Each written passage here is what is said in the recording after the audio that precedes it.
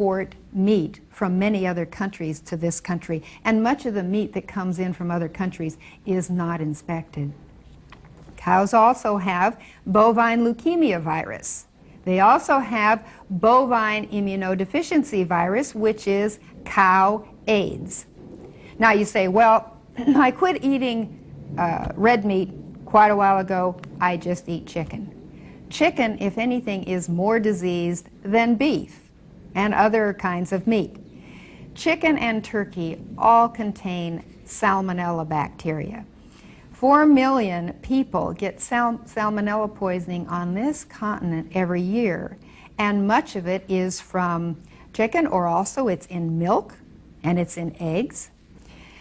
The egg of a chicken, by the way, is made to power a baby chick for 21 days when it has no other food. It's full of fat. Cow's milk is also made to turn a 65-pound calf into a 400-pound cow. It's got a lot of fat in it too. We don't need that. Fish and seafood also, of course, is very polluted because all of our streams and oceans are polluted. The average American in their lifetime consumes, get this, 21 cows, 14 sheep, 12 pigs, 900 chickens, and 1,000 pounds of other animals.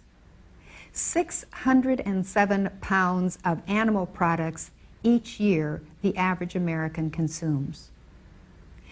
Americans ate 20 years ago 1 billion pounds of pure chemicals in their food additives and things that were added to the meat and to other processed food. That figure has increased greatly in the last 20 years. So meat is difficult to digest. It causes an increase in your blood pressure. It contains poisonous wastes. When the animal died, it had this hormonal surge because it was terrified as it was being slaughtered. So you eat that in the meat. It's very excitatory. Meat lacks fiber and it is high in fats, including saturated fats. You also need to know that cows are fed something called offal, O-F-F-A-L. Those are the products of other animals that are killed, the things that aren't sent to market, like the intestines and things like that. So you're getting the damaged and waste products of other animals in the cow when you eat it. By the way, that's how they determine that the cows in England got mad cow disease. It was a disease of sheep, but they were feeding the intestines of the sheep to the cows, and so this disease was transmitted to the cows. Within the last 100 years, meat eating has increased 400% in this country. Fat, as I said before, is in the fiber of every muscle in the meat, so you can't just cut it off the edges. But every 30 seconds or so, someone dies of a heart attack in America, and much of that is from eating a diet high in meat and animal fats. Animal fats are different from plant oils. Plant oils are liquid at your body temperature. But animal fats are solid at body temperature. So when you eat animal fat at your body temperature, it is solid and it cakes all over the walls, not only of your blood vessels causing arteriosclerosis, but it also attaches itself to your intestine. And so your intestines don't become as mobile and as easily affected by the peristalsis to move the waste out of your body. Our fat requirement is only about 50 grams a day, but Americans eat about 3 times that every day. The body has no requirement for animal products, and yet we as Americans stuff ourselves full of animal products every day. Protein. Meat is too high in protein. You only need about 30 grams of protein in your diet every day. But the average American eats 125 grams of protein. Protein cannot be stored. The liver must break it down, and the liver gets worn out breaking down so much of this protein. Animal protein is very acid.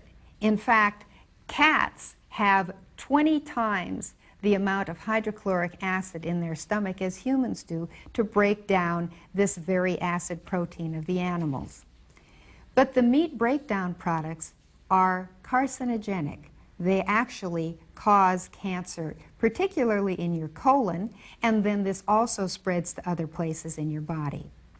Fat causes coronary artery disease. Do you know that in America, 1,000 teenagers die every year from strokes? Meat and dairy products have lots of sodium in them, too. High sodium is in the muscle tissue of the animals and in milk. This also contributes to high blood pressure. So a balanced diet is a little bit of protein, a little bit of fat, water, vitamins, minerals, and energy, which is carbohydrate. Also, you need some fiber, and of course, one of the main nutrients for your body is oxygen, which you breathe in. Now, there are many sources of protein in the vegetable kingdom. Grains contain 10% protein, and these are complete proteins. Legumes like beans and lentils contain 25% protein, and green vegetables and nuts also contain 15% of protein. That includes sprouts, which are very good for you. So you don't have to worry about getting your complement of protein. I should also suggest to you that we have a new idea coming from our government and from our scientists.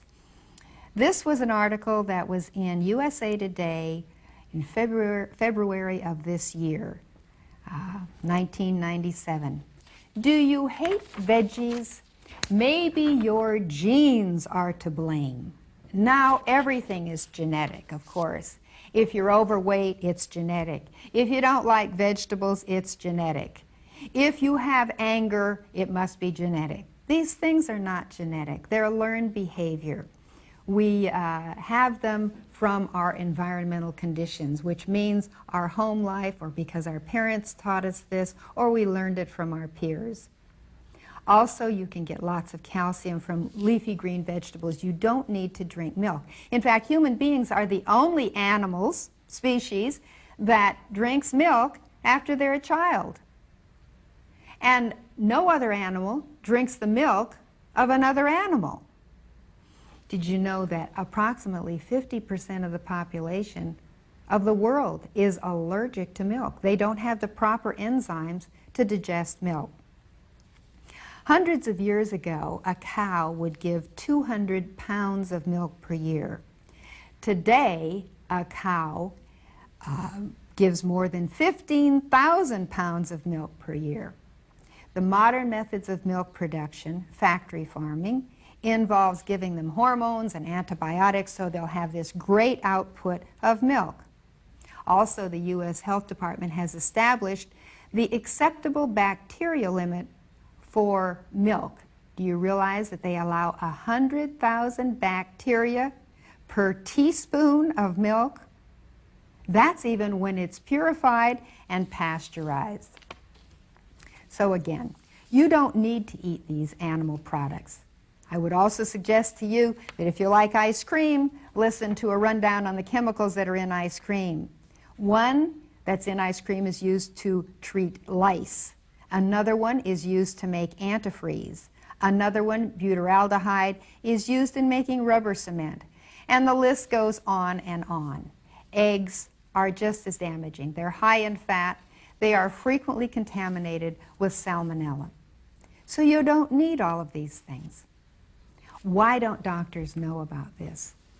Because the average doctor in 4 years of medical school does not get more than 1 hour of training in nutrition in their entire education. So that is, of course, why you don't hear about it. Here's the kind of thing that you need to eat.